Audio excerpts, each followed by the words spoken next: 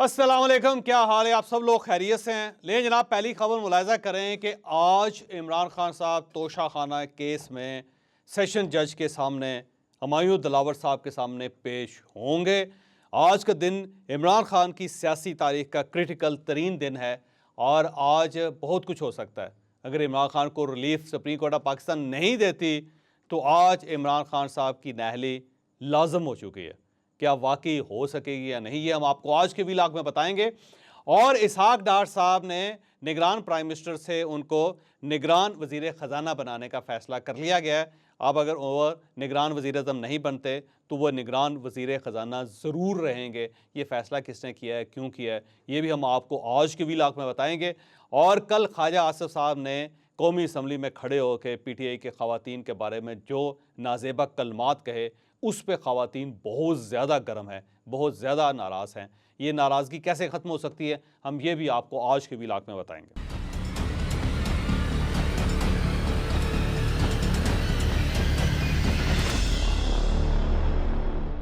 इमरान खान का तोशा खाने का केस डिस्ट्रिक्ट एंड सेशन जज की अदालत में ज़ेरे बहस है, ज़ेरे समात है। आज उसकी एक क्रिटिकल हेयरिंग होनी है क्योंकि कल के दिन तमाम गवाह भुगतवा दिए गए थे और बड़ी कोशिश थी इमरान खान साहब के वकील ख्वाजा हारिस साहब की कि गवाहों के ऊपर इतनी ज़्यादा तेज़ी ना दिखाई जाए। लेकिन जज साहब ने कहा कि नहीं, कुछ भी हो जाए गवाह तो आज ही भुगतेंगे और फिर गवाह भुगत के। और अब क्योंकि मुलज़म जो उसकी बारी है तो आज इमरान खान साहब को तोशा खाना केस में सेशन जज के सामने पेश होना है 12 बजे। अब उससे पहले इमरान खान साहब के वकला ने एक लाइफ लाइन इस्तेमाल करने की कोशिश की और वो लाइफ लाइन में सुप्रीम कोर्ट ऑफ पाकिस्तान की। अब मैं थोड़ी सी वजाहत आपको करता चलूँ कि सुप्रीम कोर्ट ऑफ पाकिस्तान इस सारे मामले में कहाँ से आ गए। देखें, तोशा खाना जो है उसका केस बना इमरान खान साहब के ऊपर और कुछ घड़ियाँ, कुछ हार हैं जो इमरान खान साहब को सऊदी अरेबिया से मिले और फिर UAE से मिले। वो बेगम साहबा जो इमरान खान साहब की हैं उनके पास चले गए और बेगम साहबा ने अपने कुछ लोगों के हवाले किए जिसमें जुल्फ़ी बुखारी साहब भी शामिल हैं। और फिर एक जाली रसीद बना के उनको फ़रोख्त कर दिया गया मार्केट में। और उसके बाद ज़ाहिर है उसकी जो रकम थी वो इमरान खान साहब ने किसी जगह डिक्लेयर नहीं की। जब उनको अंदाज़ा हुआ तो बहुत लेट हो चुका था, अब उसकी डिक्लेरेशन का फ़ायदा कोई नहीं था। लिहाजा जब ये गवर्नमेंट आई तो तोशा खाने का केस जो है वो बन गया और इमरान खान साहब आहिस्ता आहिस्ता उसमें फंसते चले गए। अब ये केस जो है ये मंतकी नतीजे की तरफ बढ़ रहा है और इस दौरान इमरान खान साहब ने और इमरान खान साहब के वकला ने बहुत सारी जगहों से कुछ रिलीफ लेने की कोशिश की। पहले तो ये जो सेशन जज है इनकी जो कार्रवाई है, जो इन्होंने कार्रवाई स्टार्ट की, उसको इस्लामाबाद हाई कोर्ट में चैलेंज कर दिया गया और इस्लामाबाद हाई कोर्ट ने इमरान खान साहब को ये फेवर दी कि उन्होंने इनका केस उठा के दोबारा सेशन जज के पास भेज दिया और उन्होंने कहा कि बताएं कि क्या आप वाकई ये केस सुन सकते हैं या नहीं सुन सकते। तो 7 दिन मुसलसल हेयरिंग करके सेशन जज ने डिक्लेयर कर दिया कि जनाब ये हमारी डोमेन है और हमारी ज्यूरिसडिक्शन है और हम इनका केस सुन सकते हैं और हम इस केस का फैसला कर सकते हैं। इसके बाद फिर इमरान खान साहब इस्लामाबाद हाई कोर्ट में चले गए और इस्लामाबाद हाई कोर्ट ने ज़ाहिर है इमरान खान साहब के हक़ में फिर फैसला नहीं किया।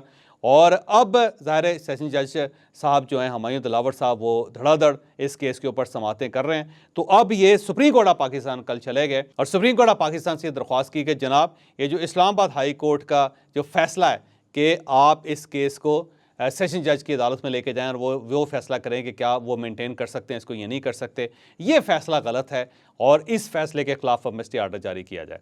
तो अब ये असल केस का स्टे आर्डर नहीं है, ये सिर्फ इस चीज़ का स्टे आर्डर है कि इस्लामाबाद हाई कोर्ट ने गलत फैसला किया, उन्होंने हमारा केस वापस हुमायूं दिलावर साहब की अदालत में भिजवा दी, ये गलत है और हम ये चाहते हैं कि सुप्रीम कोर्ट ऑफ पाकिस्तान इसके ऊपर स्टे आर्डर जारी कर सके। अब 2 सिनेरियो हैं। एक सिनेरियो तो ये है कि सुप्रीम कोर्ट ऑफ पाकिस्तान आज इमरान खान को रिलीफ दे देती है और वो दोबारा इस केस को वापस इस्लामाबाद हाई कोर्ट में भिजवा देती है और कुछ ऑब्जेक्शन लगा के कि जनाब अब इन पॉइंट्स पे आप गौर करें, और जब वो इस्लामाबाद हाई कोर्ट में जाता है तो फिर ये शायद एक रिलीफ इमरान खान साहब को मिल जाए। और अगर supreme court of Pakistan Imran Khan साहब की पटिशन को खारिज कर देती है, क्योंकि 2 रुकनी बेंच बन चुका है और वो 2 रुकनी बेंच ये कह देता है कि नहीं, इमरान खान साहब को चाहिए कि वो सेशन जज को फेस करें और वहाँ पे जो फैसला हो, और अगर उन्हें उस फैसले पर रिजर्वेशंस हों तो फिर वो इस्लामाबाद हाई कोर्ट जा सकते हैं और इस्लामाबाद हाई कोर्ट के बाद अगर वहाँ से भी उनको इंसाफ नहीं मिलता तो फिर सुप्रीम कोर्ट ऑफ पाकिस्तान का दरवाज़ा खटखटा सकते हैं। तो अगर ये हो जाए तो फिर इमरान खान साहब आज के दिन खासी मुश्किलात का शिकार हो जाएंगे। फिर इमरान खान साहब के पास एक ही गुंजाइश बचेगी कि इमरान खान साहब अदालत ना पहुँचें।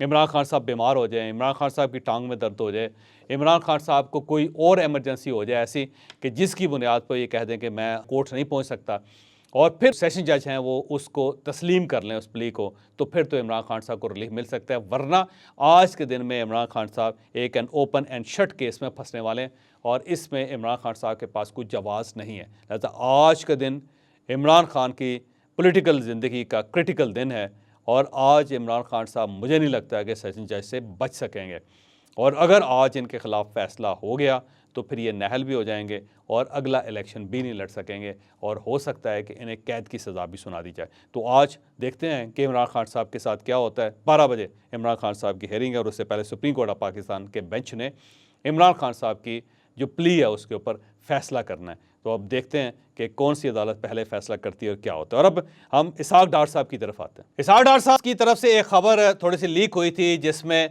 उनकी तरफ से ये एक अंदिया दिया गया था कि वो केयर टेकर प्राइम मिनिस्टर बन सकते हैं, और ये फैसला क्योंकि मियां नवाज शरीफ साहब ने किया था, और मियां नवाज शरीफ साहब ने फैसला करके प्राइम मिनिस्टर को ये इसकी इतला दी, और उसके बाद जो पाकिस्तान मुस्लिम लीग नून का इनर सर्कल है उसके अंदर ये खबर गर्दिश करती रही, और ख़ासी इसहाक डार साहब की मुखालफत की जाती रही। लेकिन फिर इसहाक डार साहब के मुँह से ये खबर निकल गई, और उन्होंने अपने एक 2 क्लोज साथियों को बताया। हमारे एक कोलीग हैं, हमारे एक दोस्त हैं, अमर इलियास राणा साहब, बड़े मशहूर रिपोर्टर हैं।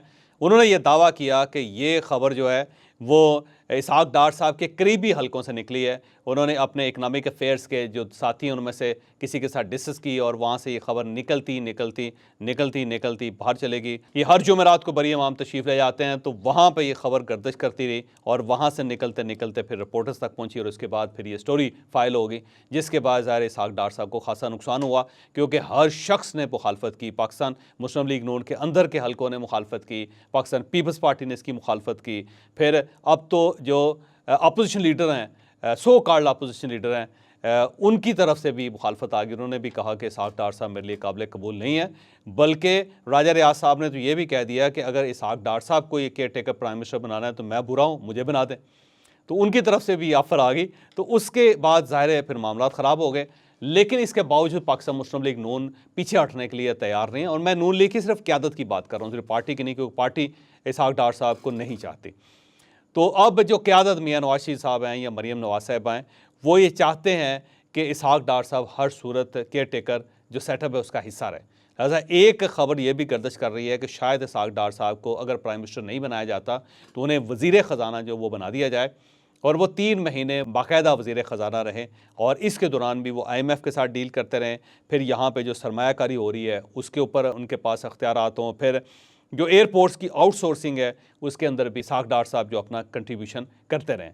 तो अब मुझे यूँ लगता है कि अगर इसहाक डार साहब प्राइम मिनिस्टर नहीं बन पाते तो वो वज़ीर ख़जाना तो ज़रूर बनेंगे, और किसी न किसी जगह पर रहेंगे। और फिर मुझे एक और साहब ये भी बता रहे थे कि शायद इस्टेब्लिशमेंट की भी अब रिजर्वेशंस हैं, और मियां नवाज शरीफ साहब ये चाहते हैं कि बस अगर इकानोमिस्ट ही बनाना है तो इसहाक डार बड़े ज़बरदस्त इकानोमिस्ट हैं, इनको रख लिया जाए। लेकिन इस्टेब्लिशमेंट की तरफ से भी अब माजत की जा रही है। और एक और ख़बर भी ज़ेर बहस है जिसका जिक्र करना बड़ा ज़रूरी है कि कल नून लीग की तरफ से जो इलेक्शन एक्ट 2017 है उसके अंदर तरमीम के लिए एक मसवदा पेश किया गया था जॉइंट सेशन में, लेकिन पाकिस्तान पीपल्स पार्टी की तरफ से, GOI की तरफ से और PTI की तरफ से इतनी शदीद मुखालफत हुई कि उसके बाद स्पीकर साहब ने इसे 1 दिन के लिए सस्पेंड कर दिया।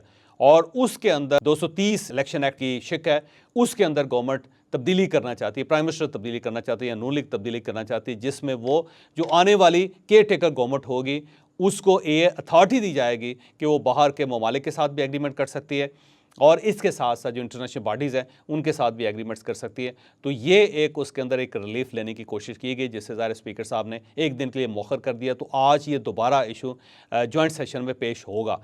अब यहाँ पे पाकिस्तान पीपल्स पार्टी का व्यू ये है कि आप ये अपना हाथ काट के एस्टेब्लिशमेंट के हवाले कर रहे हैं, क्योंकि जब ये क्लास आ जाएगी, जब ये इख्तियार मिल जाएगा, तो फिर ज़रूरी नहीं है कि जो केयर टेकर गवर्नमेंट हो वो 3 महीनों के अंदर या 2 महीनों के अंदर इलेक्शन करवाए, फिर वो इसको एक्सटेंड कर सकते हैं। तो आप ये गलती ना करें। लेकिन पाकिस्तान मुस्लिम लीग नून इसके ऊपर असरार कर रही है कि हमने ये करना है, और उसकी मेन रीज़न ये है कि इनका ख्याल ये है कि इसहाक डार साहब प्राइम मिनिस्टर बन जाएंगे या फिर वो वज़ीर ख़जाना बन जाएंगे। तो हमारा बंदा होगा उसके पास ये इख्तियार होना चाहिए, ताकि जो अगली गवर्नमेंट आए उससे पहले वो माशी मामलात को दुरुस्त कर ले, माशी समत को दुरुस्त कर ले।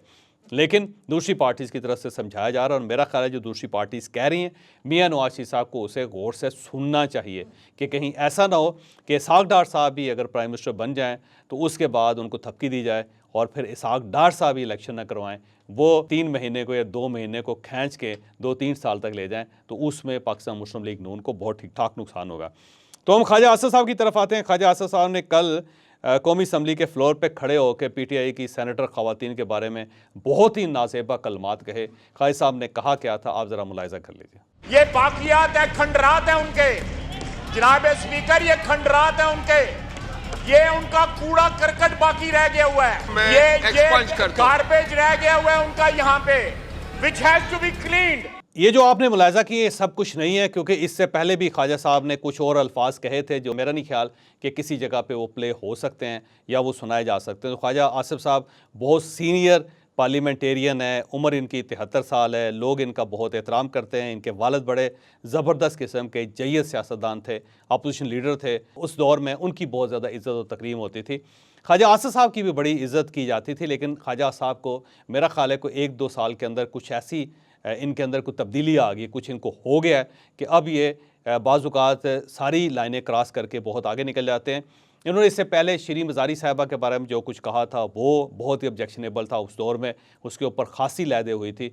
और उसके बाद फिर ये जो आउट ऑफ द वे जाके इन्होंने क्रीज से बाहर निकल के ख़वातीन को हिट किया, तो मेरा ख्याल ये है कि ये बड़ी ज़्यादती है और ख्वाजा साहब के मामले में पाकिस्तान मुस्लिम लीग नून को कुछ स्टैंड लेना पड़ेगा, क्योंकि अगर इस तरह आप करते जाएंगे तो आप अपना वोट बैंक लूज़ करेंगे, आप ख़वातीन उनके दिल में जो आपका एहतराम है उसको गारत कर देंगे। फिर ज़ाहिर है पार्टी कोई भी हो उसकी ख़वातीन जो हैं वो वाकई काबिल एहतराम होती हैं और उनको एहतराम देना चाहिए। अगर आज आप दूसरों की ख़वातीन के बारे में ये कह रहे हैं तो कल वो भी आपके बारे में कहेंगे, जब वो आपके बारे में कहेंगे तो फिर आपके पास क्या जवाब होगा। ये याद रखें कि पाकिस्तान में गाली कल्चर बड़ा खौफनाक है और इस गाली कल्चर के अंदर पीटीआई बहुत आगे है। अब अगर आप उनको दोबारा मौका देंगे तो वो कुछ भी कह सकते हैं, जब वो कुछ कहेंगे तो फिर आपके पास कोई जवाब नहीं होगा, ना ही आपके पास जवाब देने के लिए एनर्जी होगी, क्योंकि वो आपसे बहुत आगे हैं। तो मेरी आपसे दरख्वास्त है पाकिस्तान मुस्लिम लीग नून से कि कुछ नाम्स ऐसी ज़रूर क्रिएट करें, कुछ ऐसी अखलाकियात ज़रूर क्रिएट करें कि जिसकी बुनियाद पर ये सोसाइटी चल सके। अगर आप कौमी असम्बली में खड़े होकर ख्वाजा आसिफ साहब जैसे शख्स खड़े होकर ये कहेंगे, ये ज़ुबान इस्तेमाल करेंगे, तो फिर कल आप लोगों को कैसे समझाएंगे कि ख़वातीन का एहतराम किया करें, सड़कों के ऊपर इनके साथ बदतमीज़ी ना किया करें, जब आपकी पार्लियामेंटेरियंस जो हैं, जो सेनेटर्स हैं या कौमी असम्बली की जो मोअज़्ज़ज़ ख़वातीन हैं, अगर वो आपकी ज़ुबान से महफूज नहीं हैं तो फिर जो माशरा है वो कल कैसे महफूज हो सकेगा। तो ख्वाजा आसिफ साहब को बहरहाल ब्रेक लगानी पड़ेगी, उन्हें समझाना पड़ेगा कि वो इस तरह क्रीज से बाहर निकल के हर बार हिट करने की कोशिश ना किया करें, क्योंकि हर बार छक्का नहीं लगता होता। बेशुमार मरतबा ऐसा होता है कि आप क्रीज से बाहर निकलते हैं और उसके बाद आप आउट हो जाते हैं।